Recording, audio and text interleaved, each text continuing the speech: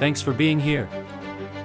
If you want to see more of our content, make sure to hit that subscribe button and never miss out. Unbelievable truth. How the Queen punished the Windsor Dukes after their deaths. How the Queen punished the runaway Windsor Dukes after their deaths and why it worries Harry. In his memoir, Prince Harry accuses Queen Elizabeth II of punishing Edward VIII and Wallis Simpson by executing a special plan after their deaths. Harry's memoirs have stirred up memories of another scandalous British-American couple, the Duke and Duchess of Windsor. In his book, Spare, the younger son of the king tells a lot about the royal family, examining episodes from the past and present. Among other things, the prince mentions his cousin's grandfather, Edward VIII, who also wrote memoirs. The book, A King's Story, The Memoirs of the Duke of Windsor, is much less scandalous but still remarkable. Friends, I remind you, the British royal family has been keeping secrets from the public for centuries.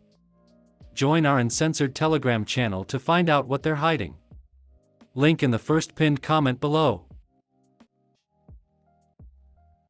In the opening pages of his memoir, Harry describes being in the Frogmore Gardens, near Windsor Castle, after the funeral of Prince Philip. At that moment, he reflects on those buried in the royal mausoleum. Next to Queen Victoria, the infamous Wallis Simpson and her husband, the former monarch Edward VIII, are buried.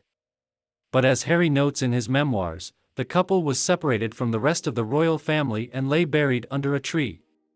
Prince Harry suggests that this was a deliberate move on the part of his august grandmother, who was dating the Duke of Windsor shortly before his death in 1972. Elizabeth II fulfilled the last wish of abdicated Edward VIII and Wallis Simpson. Sussex writes that both Wallis and Edward were obsessed with the idea of being buried at Frogmore, although they lived in exile in France after their abdication, since the former sovereign was forbidden to return to his homeland. Less than a year on the throne, Edward announced his abdication, believing it impossible to bear the heavy burden of responsibility and fulfill his duties as king without his beloved woman by his side.